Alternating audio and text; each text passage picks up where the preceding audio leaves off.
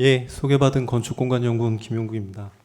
먼저 이렇게 귀중한 자리에서 연구 성과를 발표할 수 있게 돼서 굉장히 영광스럽게 생각하고요. 저는 작년에 수행했던 연구과제 결과를 바탕으로 오늘 도심 속 거대한 숲 아파트 녹지, 탄소 흡수 가치 재발견과 제도 개선 과제라는 주제로 발표하도록 하겠습니다.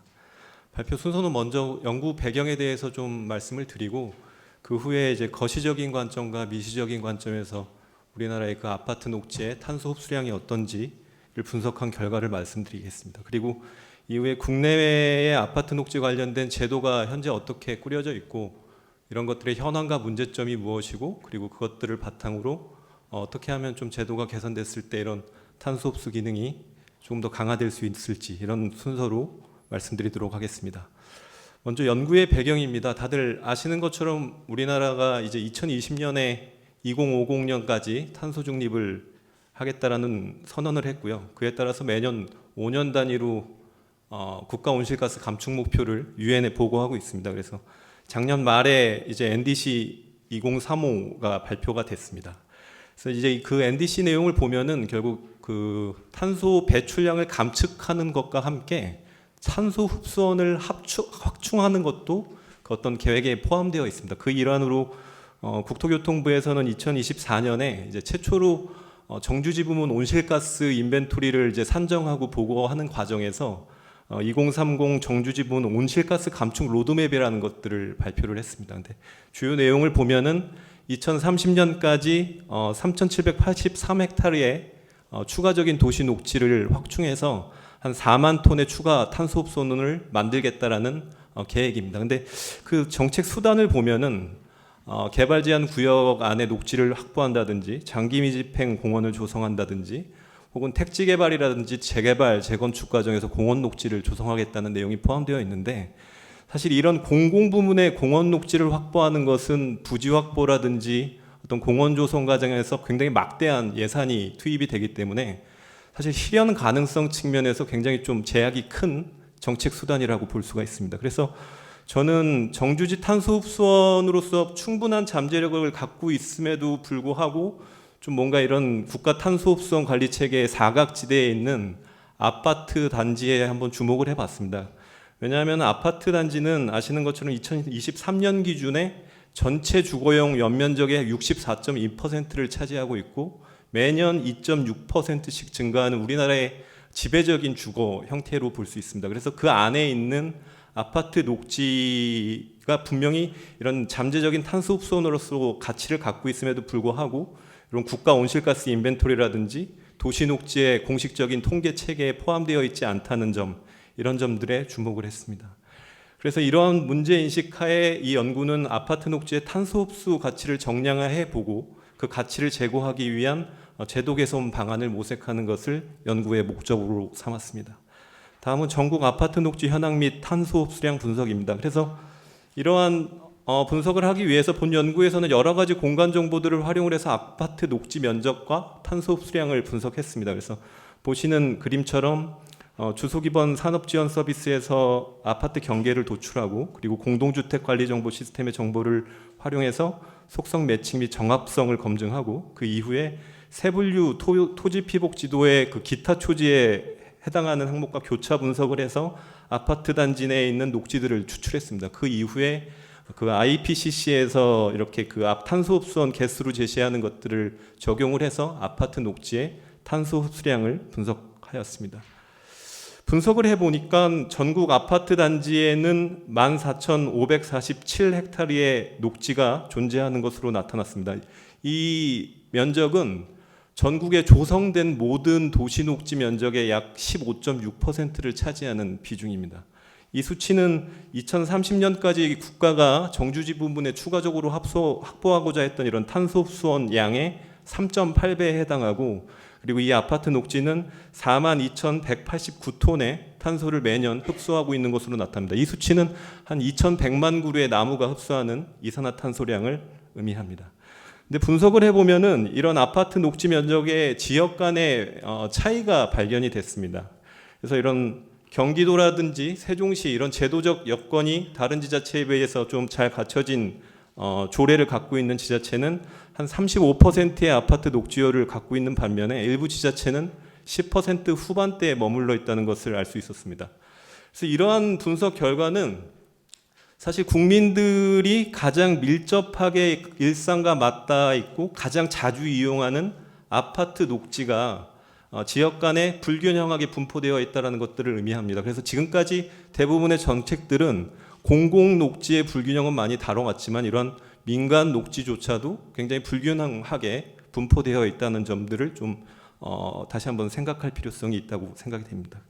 다음은 아파트 녹지의 탄소 흡수 성능 실증 분석입니다. 이번에는 실제 경기도 성남시에 2023년에 준공된 아파트 단지를 하나를 대상으로 삼아서 실증 분석을 한번 해봤습니다. 그래서 이 아파트 단지를 대상으로 삼은 거는 이 아파트가 이런 수도권 재개발을 통해서 굉장히 전형적으로 조성된 아파트 단지의 모습을 하고 있었기 때문입니다. 그래서 1135세대에 약 4만 제곱미터 대지 면적의 아파트 단지였습니다. 그래서 실증 분석을 하기 위해서 일단 지상 라이다를 기반으로 해서 일단 아파트 단지의 전체 촬영을 한 후에 그 결과값을 바탕으로 3D 모델링을 실시했습니다. 그리고 그 결과를 알로메트리 방정식과 그리고 미국에서 이런 탄소 흡수량을 추정하는 데 쓰는 프로그램인 i3 에코를 활용해서 탄소 흡수량을 분석했습니다.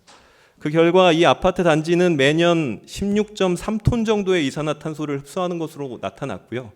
근데 한 가지 문제점은 저희가 한번 설계랑 준공 시점에 있었던 도면을 바탕으로 이 아파트 단지의 탄소 흡수량을 함께 분석을 해봤습니다. 실측 기준과 함께.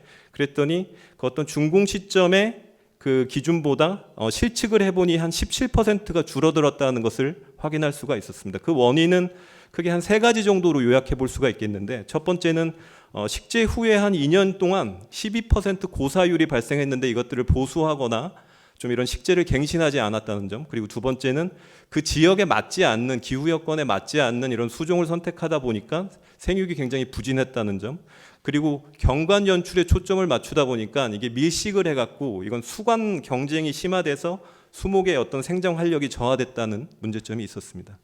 그리고 저희가 한번 이 i3 에코를 활용해서 2055년까지의 이 아파트 단지의 탄소 흡수량을 시뮬레이션 해봤습니다. 분석을 해보니 한 2040년까지는 계속 탄소 흡수량이 증가하는데 40년에 딱 그 어떤 수목도 계속해서 탄소를 흡수하는 것이 아니라 이게 계속 갱신을 해줘야 됩니다. 그러니까 수목이 성장하면서 이런 탄소 흡수의 어떤 성능이 떨어지기 때문에 갱신을 해야 되는데 40년의 성숙기에 도달한 이후에 감소세로 전환되고요.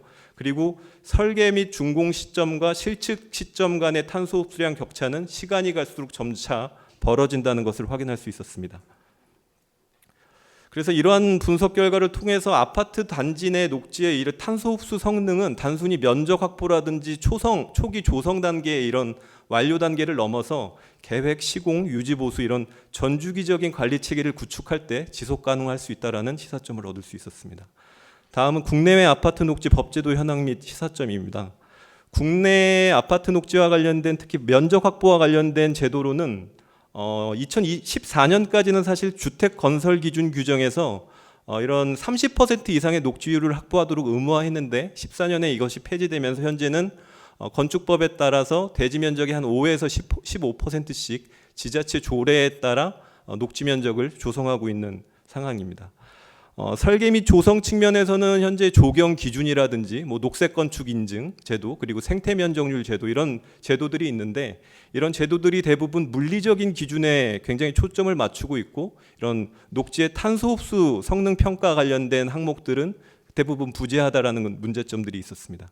그리고 유지 관리 측면에서는 공동주택관리법이라든지 이런 관련된 규제들이 있는데 이런 규제들이 굉장히 녹지의 단편적인 부분들만 이렇게 규정하고 있기 때문에 이런 아파트 단지 내 녹지의 이런 장기적인 관리라든지 탄소 흡수 관점에서는 관련된 규정 내용들이 부재하다는 것을 알 수 있었습니다.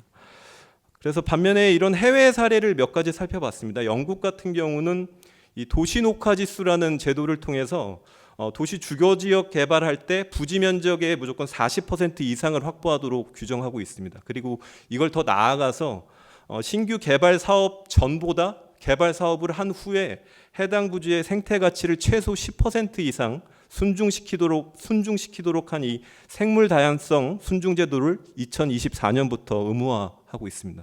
그리고 또 여기서 더 나아가서 개발 완료 이후에도 최소 30년간 해당 녹지와 생태 환경을 유지 관리해야 할 법적 의무를 부과하고 있습니다. 싱가포르 같은 경우는 이런 주택단지 개발 사업을 할 때 부지 면적의 4.5배, 그러니까 450%를 입체적인 인면적을 확보할 수 있도록 하도록 규정을 의무화를 하고 있습니다. 즉 단순히 평면적인 녹지 확보를 넘어서 그러니까 건물 자체를 뭔가 녹지와 굉장히 친화적인 건축물로 조성하도록 하는 이런 강력한 규제를 적용하고 있습니다. 일본 같은 경우는 우리나라의 녹색 건축 인증 제도와 유사한 이런 캐스비라는 제도를 지자체 건축 인허가 과정과 연계를 해서 이런 탄소 흡수 성능을 좀 확보하도록 규제를 마련하고 있다는 특징을 갖고 있습니다. 그래서 이러한 사례 분석을 통해서 이런 국내의 어떤 아파트 단지 녹지 관련된 이런 제도를 면적 확보 측면에서는 면적 상향 및 인센티브를 부여하는 것, 그리고 설계 및 조성 측면에서는 이런 탄소 성능 지표들을 GCD라든지 조경 기준이라든지 생태 면적률 제도라든지 이런 것들에 반영하는 것, 그리고 유지 관리 측면에서는 전 생애 주기의 어떤 장기적인 관리를 제도화할 수 있는 방안들이 좀 필요하다라는 시사점을 얻을 수 있었습니다. 다음은 아파트 녹지 관련 제도 개선 방안 및 파급 효과입니다. 그래서 앞선 이런 실증 분석 결과와 제도 사례 분석을 통해서 크게 10개의 부문별 제도 개선 과제를 도출을 했습니다. 그래서 이런 과제들의 어떤 앞으로의 추진 로드맵이라든지 우선순위를 설정하기 위해서 21명의 전문가들을 대상으로 해서 설문조사를 실시했고요. 설문조사를 해서 분석한 결과 탄소 흡수 효과성도 높으면서 실행 가능성이 높은 영역에 포함된 제도 개선 과제로는 이런 조경 기준의 탄소 흡수 설계를 기준을 반영한다든지 GCD 안에 탄소 흡수 잠재량 항목을 신설하는 것, 그리고 에너지 절약형 친환경 주택 건설 기준에 이런 외부 공간 항목을 포함하는 것, 이렇게 세 가지 과제가 포함이 되어 있었고요. 그리고 AHP 분석을 한 결과 GCD의 탄소 흡수 잠재량 항목 신설하는 것, 그리고 장기 수선 계획에 이런 식생 관리 기준을 강화하는 것, 그리고 지역별로 이런 아파트 녹지율을 이렇게 차등적으로 기준을 마련해서 적용하는 것, 이런 것들이 중요도가 높은 제도 개선 과제로 도출이 되었습니다. 그래서 이런 분석 결과를 바탕으로 해서 일단 앞으로 이런 아파트 녹지 관련된 면적 확보 관련된 제도 측면에서는 이런 지역 맞춤형 기준을 설정한 후에 이런 것들을 민간이 자발적으로 참여할 수 있는 인센티브와 연동을 해서 좀 실효성을 확보할 필요성이 있다는 것, 그리고 설계 조성 측면에서는 이런 탄소 흡수 성능 중심 평가 지표 도입으로 이런 것들을 좀 설계를 유도할 수 있는 방안이 필요하다는 것, 그리고 유지 관리 측면에서는 이런 장기 수선 계획의 어떤 식생 관리 기준을 강화하고 이런 성능 기반 관리로 지속 가능성 확보할 필요성이 있다는 것, 이런 것들이 로드맵으로 제안이 됐습니다. 그래서 이런 제도 개선을 통해서 이런 아파트 녹지가 실질적인 탄소 흡수원으로 전환함으로써 이런 국가의 탄소 중립 목표의 달성에 기여할 수 있을 것으로 생각이 됩니다. 그래서 마지막으로 이렇게 면적 확보라든지 설계 조성 차원의 제도가 바뀌면 도시 정주지의 탄소 흡수량이 어떻게 변할까를 한번 개별 단지 차원과 국가 차원으로 구분을 해서 한번 시뮬레이션을 해봤습니다. 그래서 앞서 실증 분석 대상지였던 아파트 단지 내의 수목 구조를 기존의 악교목이라든지 이런 관목 위주로 조성되어 있던 것들을 이런 탄소 흡수 성능이 우수한 교목 중심으로 개편한 결과 수목 개체 수는 감소했음에도 불구하고 탄소 흡수량은 한 31.9% 증가한다는 것을 실증할 수 있었고요. 그리고 2030년에 현재 지금 아파트 녹지율인 30.5%에서 이것들을 해외 사례를 좀 준용해서 35%, 40%로 상향했을 때 국가가 2030년에까지 정주지 부문 탄소 흡수원 합축 목표로 제시했던 4155톤의 38.9%를 이 민간 녹지가 대부분을 차지하는 아파트 단지 내 녹지만으로도 이런 것들을 달성할 수 있다는 것들을 확인할 수가 있었습니다. 마지막으로 결론 및 정책 제언입니다. 그래서 먼저 이런 건 탄소 흡수원으로서 이런 아파트 녹지를 공식적인 이런 도시 녹지 체계에 좀 편입시킬 필요성이 있습니다. 지금 보시는 좌측에 있는 내용처럼 아파트 단지는 건축법이라든지 주택법에 포함되어 있고 나머지 공공녹지는 또 공공녹지 유형별로 포함되어 있는데 이런 것들을 좀 총합적으로 관리할 수 있는 체계를 구축할 필요성이 있다는 것들이 한 가지 제언으로 말씀드릴 수 있을 것 같습니다. 그리고 마지막으로는 이런 민간 아파트의 인허가 및 유지 관리 단계에서의 녹지 내재화를 통해서 대규모 예산과 토지가 필요한 이런 공공녹지의 확충의 물리적 한계를 좀 이렇게 극복함으로써 국가가 달성하고자 하는 2035년 NDC 이런 목표에 좀 기여를 하고 그리고 탈탄소 녹색문명 선도 전략에도 기여할 수 있을 것으로 생각합니다. 네, 이상 발표 마치겠습니다.